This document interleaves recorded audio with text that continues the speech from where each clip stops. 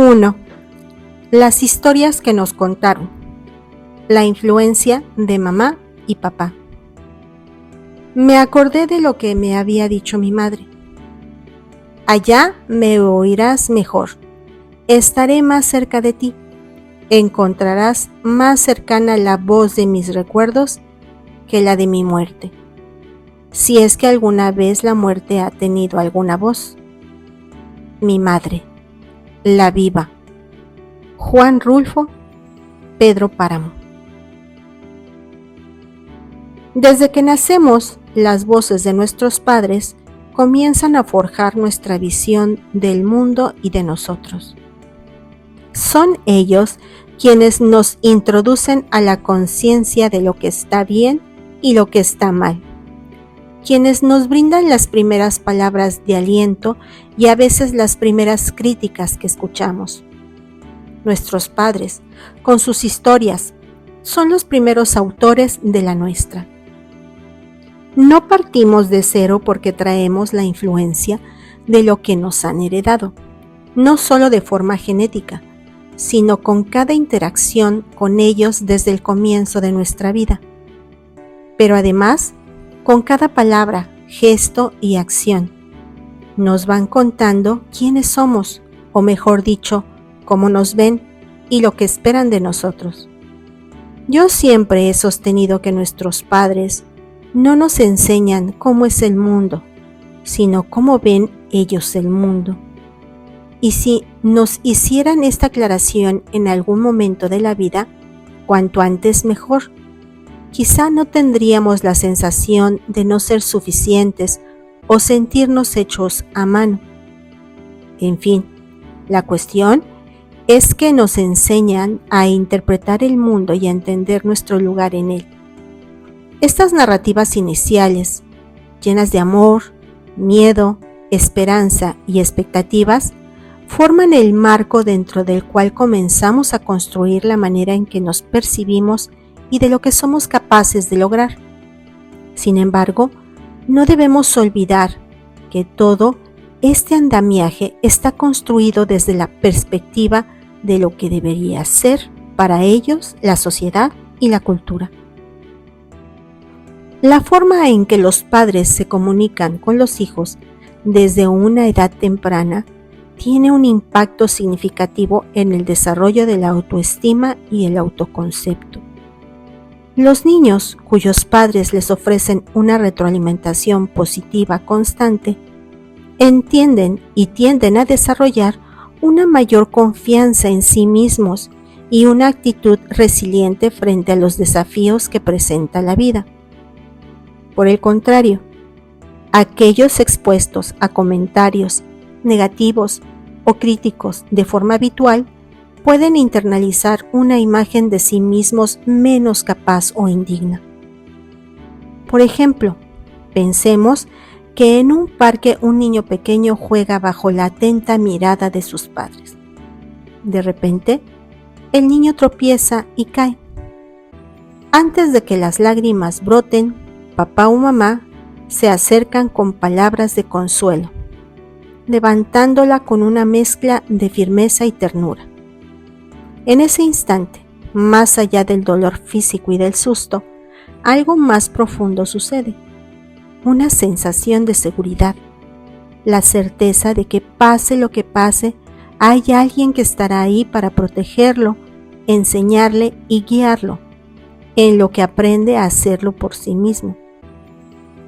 ¿Qué hubiera pasado en este mismo ejemplo si en vez de acercarse a ofrecer apoyo y consuelo desde la distancia, su madre o su padre le hubieran dicho con tono triunfal al verle tirado en el piso: te dije que no corrieras así porque te ibas a caer. ¿Te lo dije o no? Eso te pasa por no hacerme caso. Esta escena revela mucho del tipo de relación que los padres forman con un hijo. Influencia temprana y narrativas familiares. No solo son papá y mamá. La formación de nuestra identidad comienza en los brazos de quienes nos cuidan. las palabras que nos susurran, llenas de amor, miedo, esperanza y a veces preocupación. Comienzan a dibujar el mapa de cómo nos vemos y de cómo vemos a nuestro mundo. Cada elogio, cada crítica se convierte en una pieza del rompecabezas de nuestra imagen. Las expectativas que depositan sobre nosotros, conformadas por sueños propios y ajenos, pueden convertirse tanto en vientos que nos impulsan hacia adelante como en cadenas que nos anclan hasta el fondo, especialmente cuando sentimos que no las podemos cumplir, pero que estamos obligados a ello. Las familias, con sus tradiciones y mitos propios, nos envuelven en narrativas que van formando nuestra visión del mundo. Las historias de nuestros antepasados, las leyendas de sus logros y fracasos familiares, nos sitúan dentro de una saga mucho más grande que nuestra existencia individual. A medida que crecemos, podemos comenzar a ver estas historias con otros ojos, preguntándonos, ¿cuántas y cuáles de ellas queremos seguir adelante realmente? Cuando nos atrevemos a hacer este cuestionamiento, es casi un rito de paso hacia la construcción de nuestra historia. Por cierto, nuestro padre y madre normalmente están sujetos también a esos mitos y narraciones familiares. Han modelado su forma de ver el mundo, de contar las historias, de criar y hasta de evaluar, evaluarse y evaluarnos. Nuestras primeras lecciones sobre el amor, la confianza y el conflicto vienen dictadas por el microcosmos de nuestra familia. Aprendemos a comunicarnos, a amar y hasta a herir basándonos en los modelos que tenemos más cerca. La dinámica de nuestras relaciones futuras, los patrones que repetimos o aquellos que nos esforzamos por evitar, encuentran sus raíces en estas primeras interacciones. La habilidad para establecer límites saludables, para decir te quiero o no quiero esto, comienza cuando somos capaces de reconocer nuestras necesidades personales. ¿Por qué nos importan tanto esas voces? ¿Qué buscamos en ellas? La teoría del apego que desarrolló el Dr. John Bowlby, psiquiatra y psicoanalista, nos ofrece un claro reflejo de nuestras relaciones más tempranas para revelarnos por qué las voces de mamá y papá resuenan tan fuerte en nuestras vidas. Él nos dice que son esos primeros lazos, abrazos y palabras, no son solo cuidados físicos, son los cimientos sobre los cuales aprendemos a amar, a confiar y sí, a veces a temer. Nuestros padres, en sus imperfecciones y con todo su amor, se convierten en los primeros maestros del arte de conectarnos con el mundo. Nos enseñan a través de sus ojos cómo deberíamos vernos y ver a nuestro alrededor. Pero como en cualquier escuela de la vida, a veces las lecciones son claras y luminosas, y otras ocasiones nos dejan más preguntas que respuestas. Pero es importante recordar que en los primeros reflejos que tenemos de nosotros vienen de espejos. ¿Por qué lo digo? Porque cuando somos pequeños, ante la imposibilidad de percibirnos, nuestros padres cubren la función de un espejo del yo interior. Como nos ven, es como aprendemos a mirarnos, lo cual no significa que sea como realmente somos. Y por supuesto, no es raro que estos primeros espejos en los que nos miramos estén a veces algo empañados o incluso rotos. Siendo así, puede que nos muestren una imagen distorsionada de quienes somos, cargadas de expectativas y decepciones que no nos pertenecen. Debo insistir en esto. Cuando nos miramos a un espejo, no nos estamos viendo a nosotros, estamos viendo un reflejo que ese espejo nos devuelve. Este será tan claro y fiel a la realidad en la medida en que tenga la capacidad de reflejarnos y no esté roto, opaco o retorcido por sus vivencias.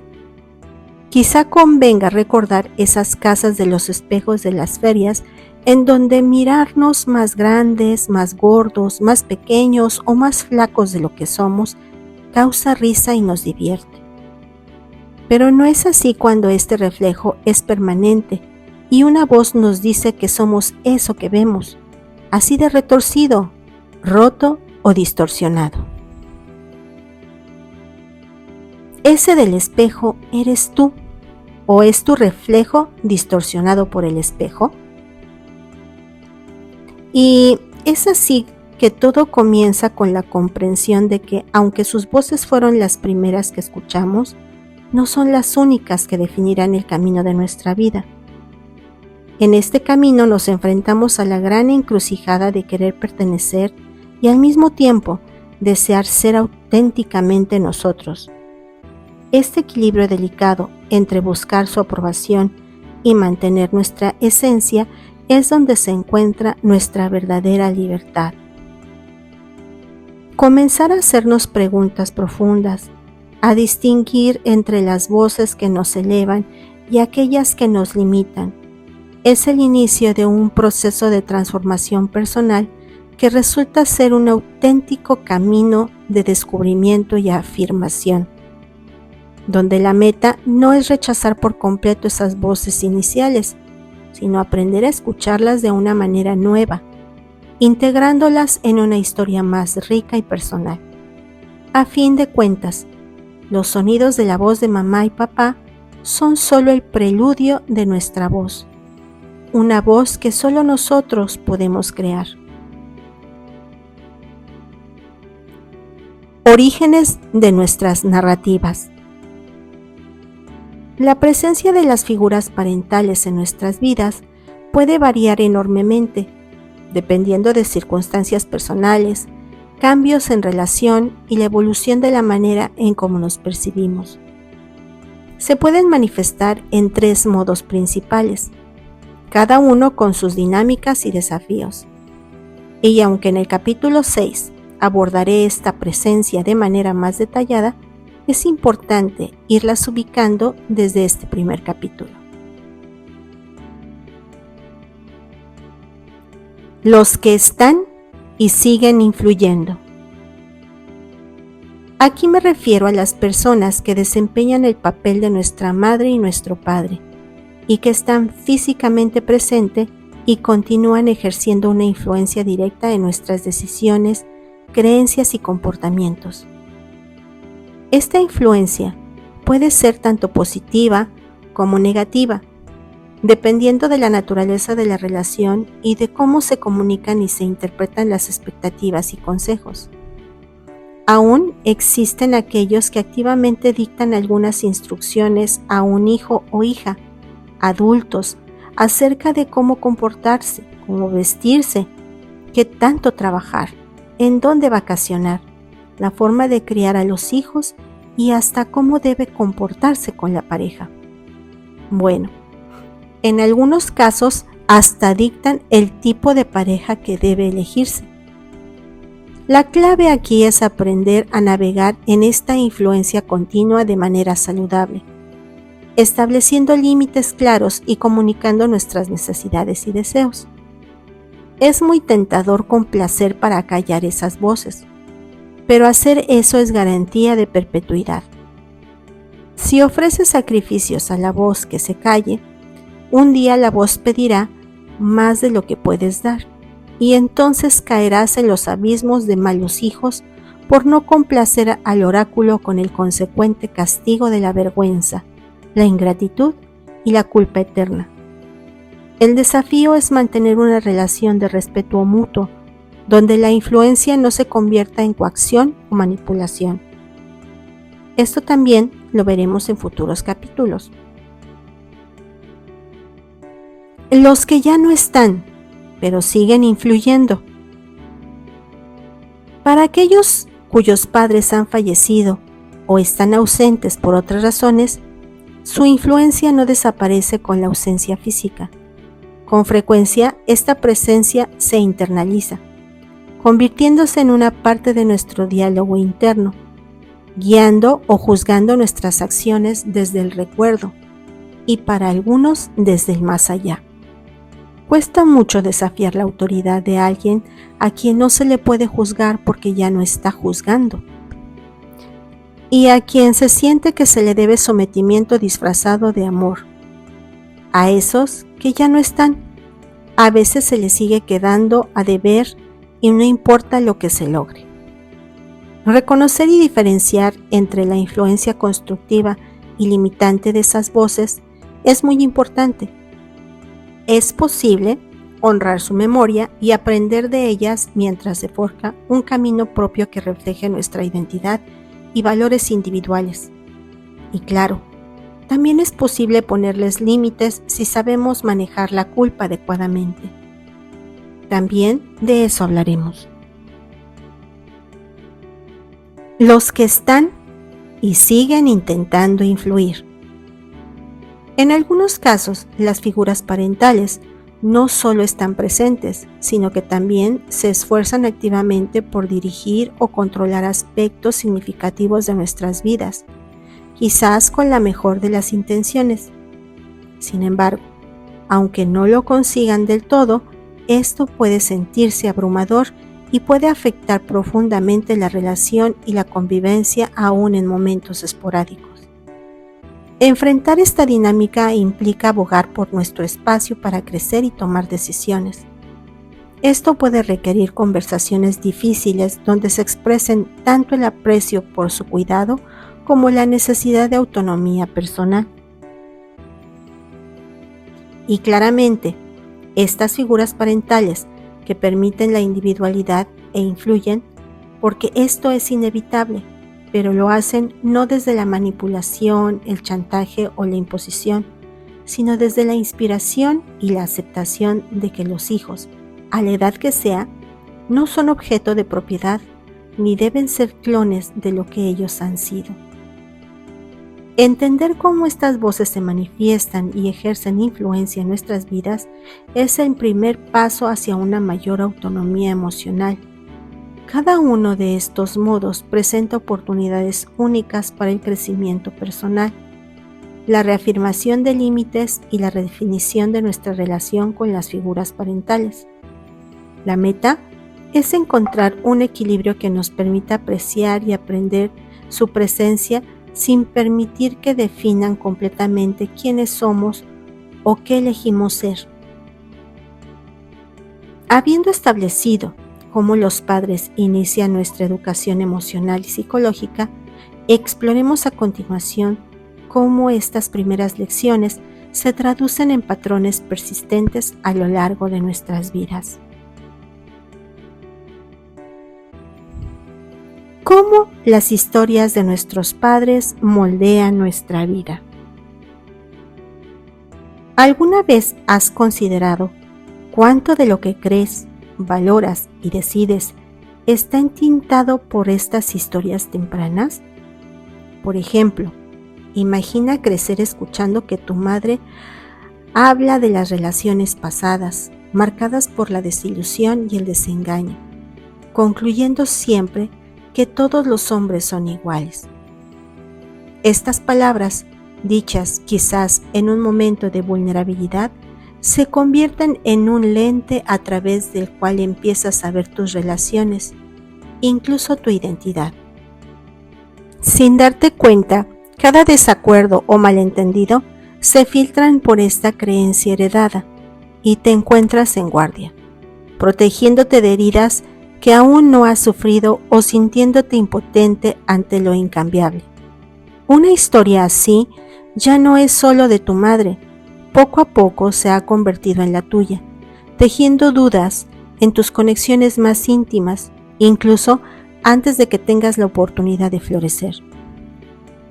Hace mucho, una persona en terapia me contaba cómo su madre siempre le aconsejaba que ella debería de ser independiente y no tener hijos, porque si le tocaba un mal marido, ella podría mandarlo a volar e irse a donde quisiera con total libertad.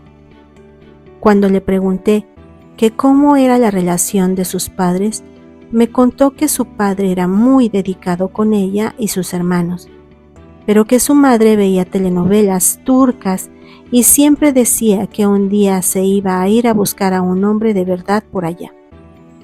Y que si no se iba era porque tenía que sacar adelante a todos sus hijos. Por cierto, creo que no necesito decir que la paciente que me contó esto nunca tuvo hijos y jamás tuvo una pareja estable en su vida. Esta advertencia de la madre a su hija nace quizá de su experiencia o miedo y se convierte en una narrativa poderosa que resuena a lo largo de su vida, influenciando sus decisiones más íntimas y personales. Si te casas y resulta ser un mal hombre, puedes dejarlo, pero si tienes hijos con él, estarás atada para siempre. Es una frase que encierra no solo una visión del matrimonio y la maternidad, sino también una profunda preocupación por el dolor y la vulnerabilidad asociado con relaciones fallidas. La historia revela que cuando el miedo se internaliza a través de las advertencias y experiencias de figuras de autoridad como los padres, puede convertirse en un factor determinante en nuestras decisiones más fundamentales. La elección de no tener hijos, en este caso, se presenta no como una decisión nacida del deseo personal o de la reflexión individual, sino como una estrategia de evitación del dolor potencial, influenciada por el temor a las complicaciones y ataduras permanentes que podrían surgir de una relación problemática. Historias como esa nos invitan a reflexionar sobre la importancia de discernir entre las preocupaciones y miedos heredados de nuestras figuras parentales y nuestras creencias. En ciertos casos es beneficioso considerar las experiencias de nuestros padres, pero también conviene reconocer cuando estas influencias nos alejan de nuestros valores y aspiraciones. La tarea de diferenciar entre el miedo internalizado y nuestras auténticas convicciones personales es esencial para recuperar la autonomía de nuestras vidas y decisiones. En otro ejemplo, imaginemos a un padre, un hombre de logros y reconocimientos, que le ha contado a su hijo desde pequeño las historias de ascenso, enfatizando siempre que el éxito es el fruto del esfuerzo y dedicación.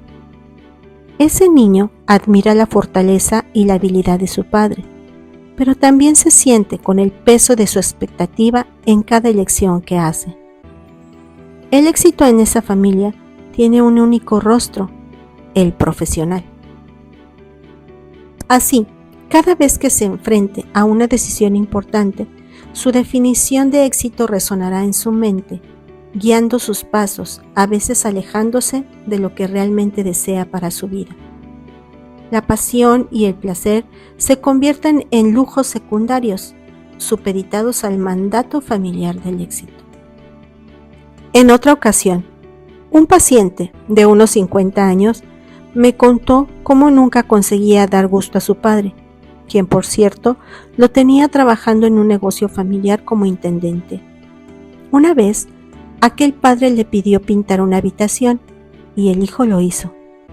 El padre fue a supervisar y dijo que aquello estaba mal hecho, que era una porquería y que le diera otra mano de pintura.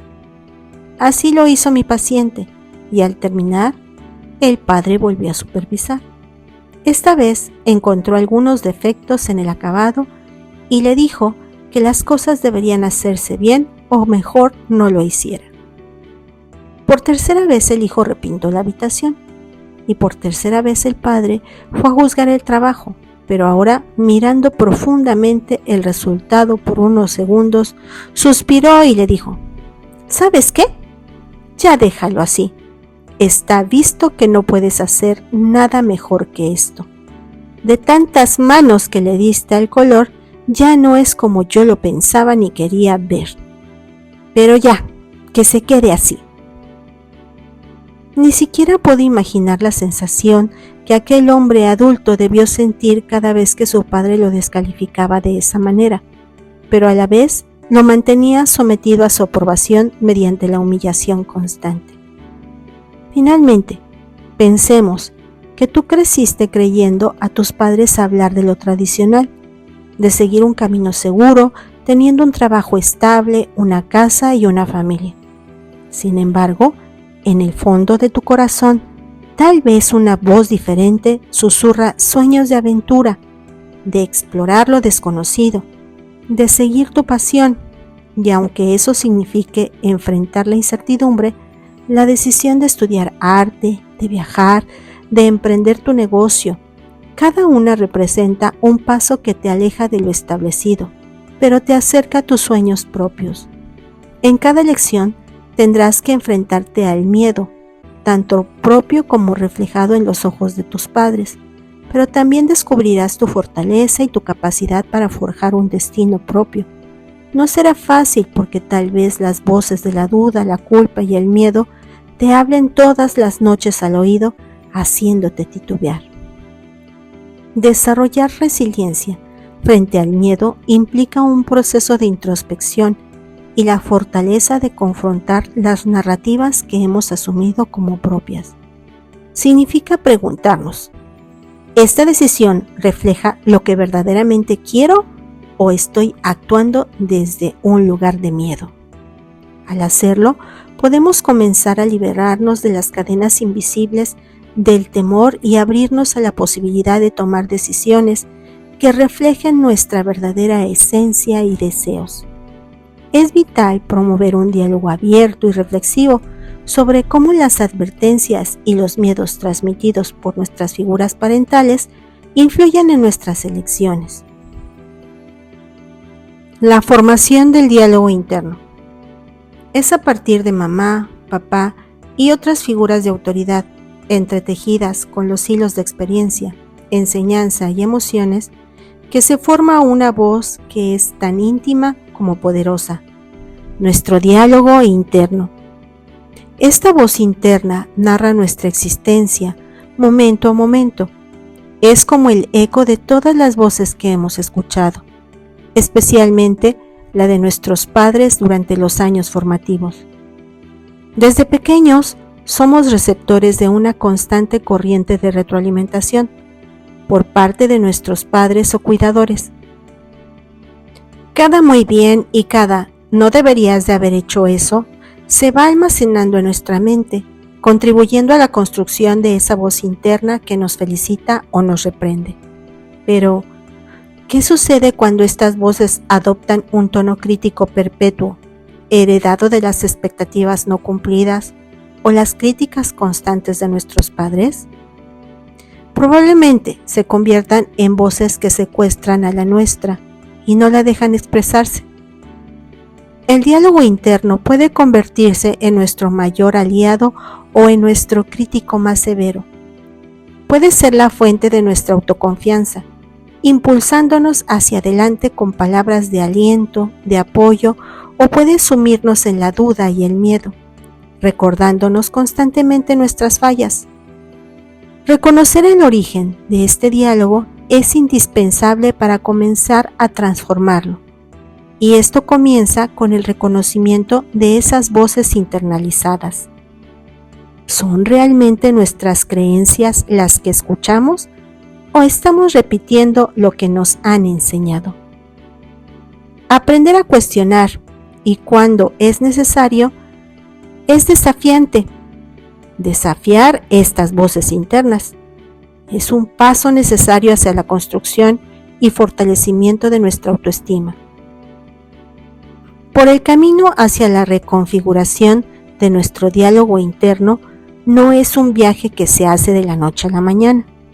Requiere paciencia, comprensión y sobre todo una profunda compasión por nosotros. Al aprender a escuchar y transformar estas voces internas, no solo cambiamos la narrativa de nuestra vida, sino que también abrimos la puerta a una relación más sana y amorosa con nosotros y con los demás. Las historias que nos contaron, esas que susurran en nuestros oídos desde el pasado, no son simples relatos, son semillas que germinan en nosotros, moldeando nuestra visión del mundo, de nosotros y de nuestro lugar en él. Volvamos a la autoestima, por ejemplo. Imagina que a una persona su mamá le repetía que era capaz de lograr cualquier cosa que se propusiera, mientras su papá lo guiaba con firmeza en cada paso, transmitiéndole la seguridad de sus capacidades. Frases que parecían simples mantras se convierten así en pilares de confianza y en el impulso necesario para enfrentar los retos de la vida. Pero no todas las historias son inspiradoras. La voz de papá resonando en nuestra cabeza, recordándonos su propio camino de éxito, puede convertirse en una vara con la que medimos, generando una constante sensación de no estar a la altura. La crítica constante de mamá, disfrazadas de amor duro, puede erosionar nuestra autoestima, haciéndonos dudar de nuestras capacidades y silenciando nuestra voz. Recuerdo puntualmente que hace años, en un proceso de terapia, una persona me contaba que su madre, desde niño, le dijo cómo todos le veían a él la cara de imbécil. La tenía muy preocupada, porque ¿qué iba a hacer de su vida cuando ella ya no estuviera para apoyarlo y defenderlo?